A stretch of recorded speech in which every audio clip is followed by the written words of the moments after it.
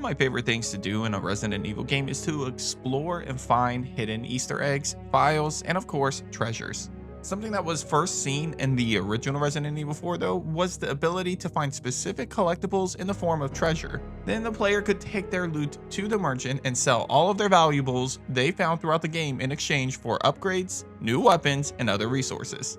And thanks to a suggestion from a Stars Patreon member, King of Horror, that's exactly what we'll be focusing on this episode of Nerd Space. I'm going to dive down into each Resident Evil game and locate my personal favorite treasures that can be sold for currency. And let me tell you, my criteria for this list is all over the place. These are just my favorites for one reason or another. Whether that reason is because of a treasure being a really cool Easter egg or just looking pretty badass, these are the ones that I find to be the coolest in the series. Before that though, be sure to subscribe for more ranking videos like this one, as well as hitting that like button to help promote today's episode. Anyway, my name is Ruben with Nerd Space Games, and these are my top 10 coolest treasures in Resident Evil. Let's get it. Number 10, Beret, Resident Evil 4 Remake.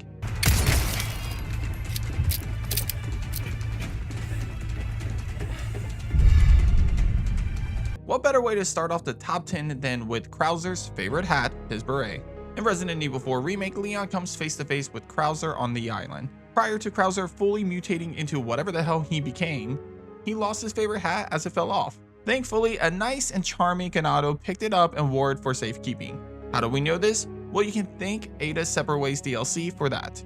See, there are a few unique treasures in Separate Ways where random enemies will be wearing the collectible treasure. For example, you can find a random Ganado in the graveyard outside of the church wearing glasses. Kill him and you can take those glasses and sell them to the merchant. I don't know why the merchant is looking to buy a pair of glasses, but that's a whole different story. The same goes for Krauser's beret. See, chilling above the loading docks with an axe in hand, you'll come across this Ganado looking pretty swag with Krauser's hat on. Kill him and that hat is all yours to sell. Yep, selling Krauser's hat to the merchant scores you 10k. That's one pretty pricey hat. I guess our boy Krauser had some expensive taste. Number 9, Antique Coin, Resident Evil Village.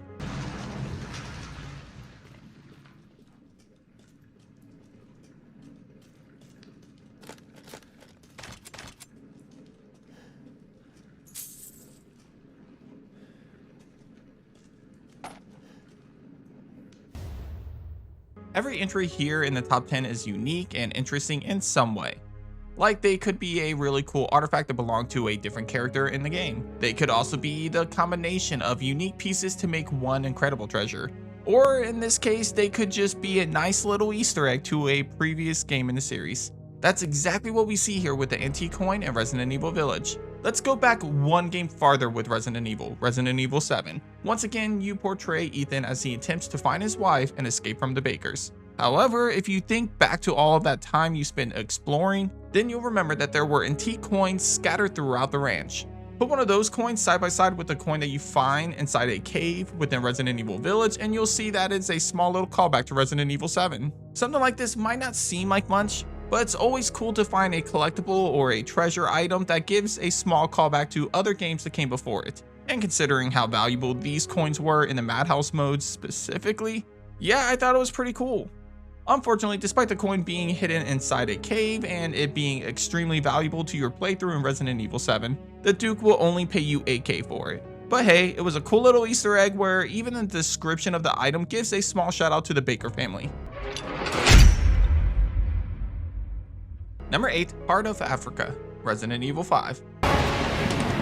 Oh, playtime is over.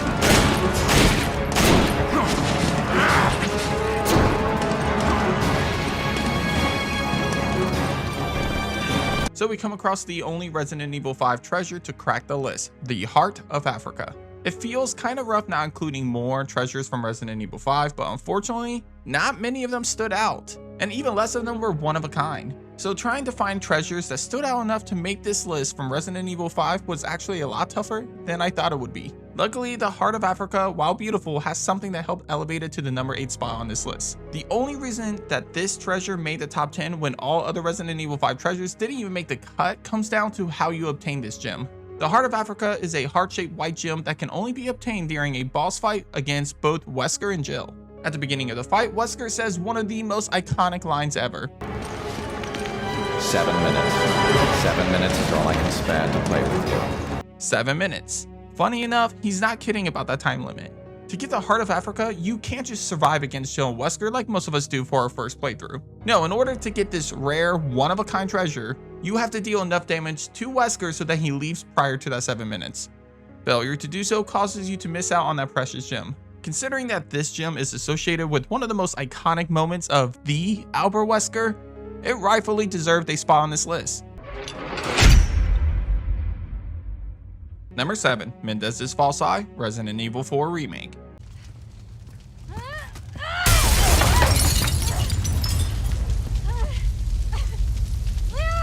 Quick! This place is coming down!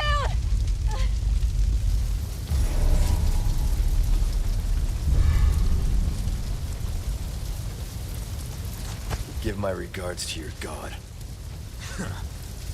Resident Evil 4 Remake and Resident Evil Village shared a lot of common traits when dealing with the treasures. Instead of making them just valuable gold artifacts, they included a bunch of Easter eggs and items that were connected to other characters in the game. We see the perfect example of both of these traits with Mendez's False Eye. Obviously, the False Eye is a trophy collected from the late chief of the village, Mendez. But I also consider it a small Easter egg relating to the original Resident Evil 4. In that original game, there was a locked gate nearby where Leon faced off against the chief. To open this gate, you needed to scan Mendez's eye. So in that game, Mendez's eye is actually a key item, not a treasure. However, in the remake, the eye is not required to open any sort of door or gate leading out of the village. But I guess them not wanting to remove the eye completely, the developers instead saw an opportunity to include it in the game still, but as a treasure this time, which in doing so allowed it to serve as an Easter egg for the original game, a valuable treasure that can be sold to the merchant for $12,000, and also a unique one-of-a-kind item that resembles some sort of trophy collected off of the Big Cheese himself. Perfect. The Big Cheese. What?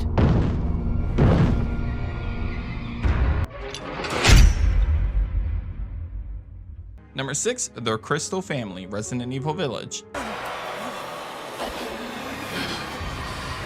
Curse you!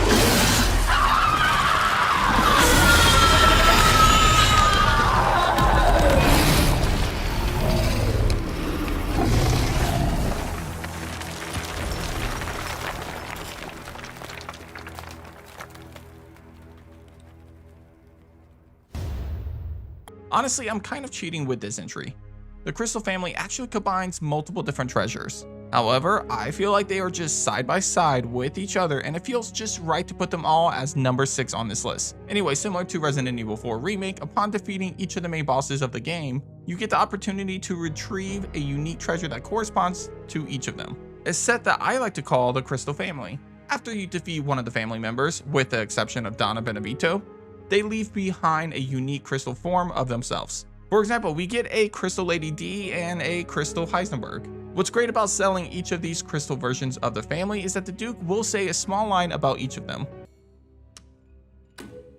Oh, Lady Dimitrescu. Beautiful even in death. That waistline, yes. This is Lord Moreau's? I suppose it's what they call the beauty of the grotesque. Oh, the assemblage of life and machine. I can feel Lord Heisenberg's essence through it. Each of these crystal artifacts stand out from each other and resemble the boss that you took down. If you wanted to go one step farther in combining the crystal artifacts, you'll notice that there are plenty of more variations of these, most of which come from defeating other boss enemies in the game. But for now, I'm just going to include the family members for this spot. Number 5, Salazar Family Crown, Resident Evil 4.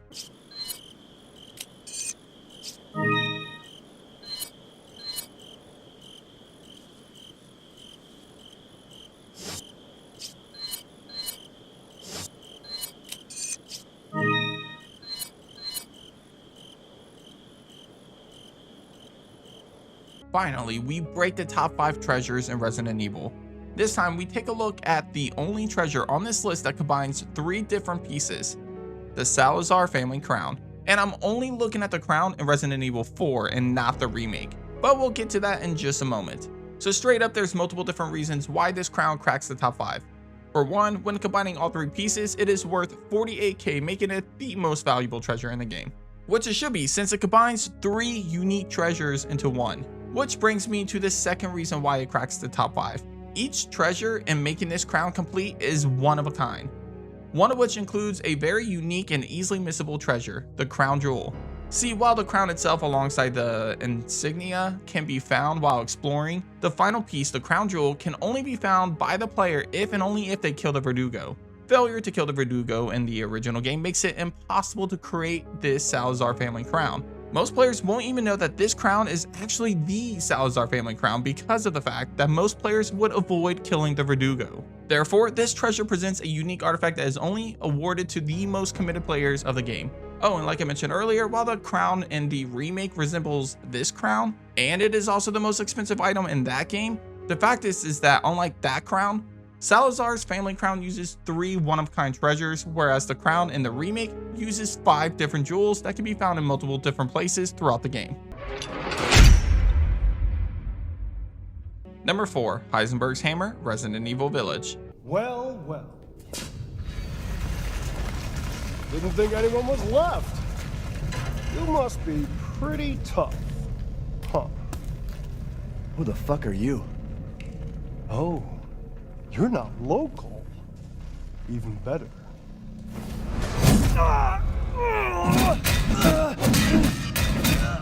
Mother Miranda's gonna love you.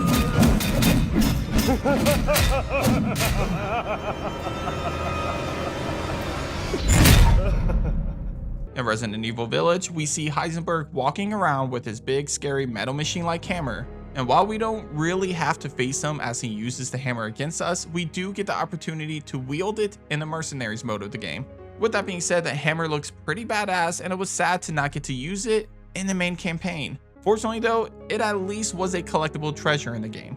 Though you wouldn't know that unless you combine 2 different machine parts to create it. In order to retrieve Heisenberg's hammer, you need to combine the cylinder mechanical part found in a hidden breakable room and the shaft mechanical part found inside Heisenberg's room. Combining both of these artifacts creates one of the coolest looking treasures, Heisenberg's hammer. Again, would have been cool to be able to use it as a weapon, but still pretty awesome to find it as a collectible treasure. And it gets you 45k from the Duke, so there's that. Number 3, Leon's Jacket, Resident Evil 4 Remake.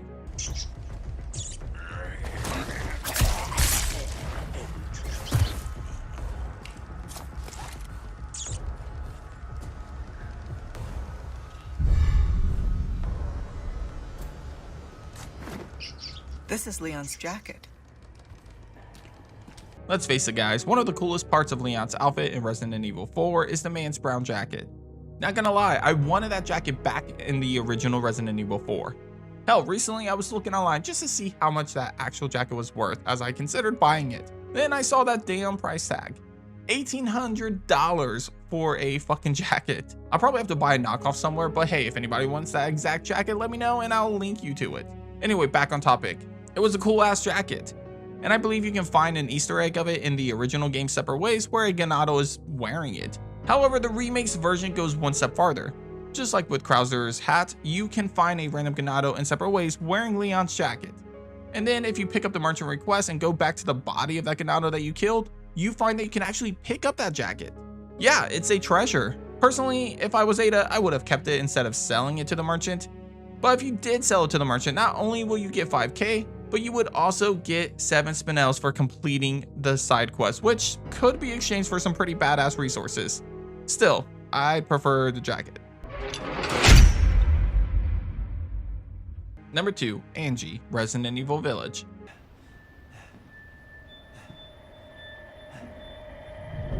Don't leave. I can't let you. You're still alive, huh? You better find me a clue before my friends murder you! TikTok! Your life song alive. Okay, this might just be because of the weird horror fan inside of me, but I have to rank Angie in the top 3 treasures in the Resident Evil series. Seriously, Angie is hands down my favorite villain in Resident Evil Village. Don't hate, I'm just a big sucker for creepy dolls and puppets. Hell, one of my favorite horror movies of all time is Child's Play. And I'm not gonna lie, I was pretty damn close to putting her as my number 1. But ultimately, I went with something a little more unique as a treasure. Anyway, back to Angie. Angie is the possessed doll manipulated by Donna Benevito. She has the power to create hallucinations using a drug developed from flowers near her property. However, throughout the entire game, we really have no interaction with Donna until her death. Most of our interaction with her is actually through her doll, Angie. Angie is a creepy ass doll dressed in a wedding gown.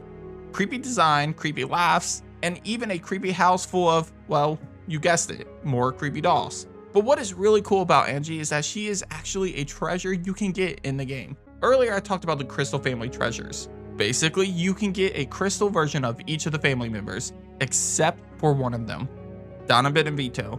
Instead, upon defeating Donna, you're treated to her favorite doll, Angie, as a treasure. I'm not sure why that is or if there is some sort of explanation that I missed, but Donna is the only one that you don't receive a crystal version of. You just get her doll. Therefore, on top of being the coolest fucking treasure in Resident Evil Village, she's also unique when you compare her to every other family member in the game. So yeah, Angie's pretty damn awesome. You're never going to get out of here. Okay guys, before we take a look at the number 1 treasure in the Resident Evil series, let's first take a look at a few artifacts that just barely missed out on this list. Check it out.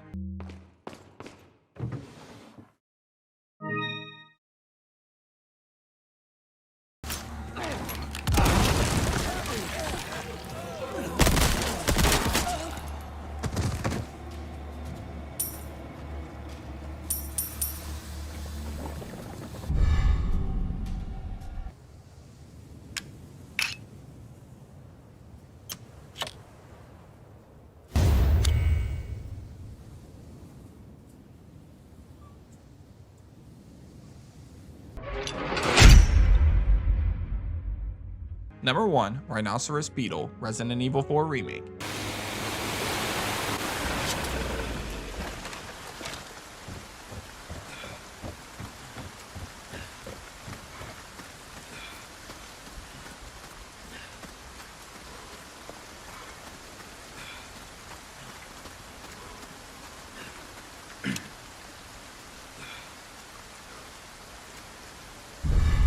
These beetles are unique in so many different ways compared to any other entry on this list. While people might not agree with me for making them my number 1 pick, I still see them making the top 5 at the very least on most people's lists. Firstly, they are the only type of treasure to take up inventory space, and there is a really big reason for that.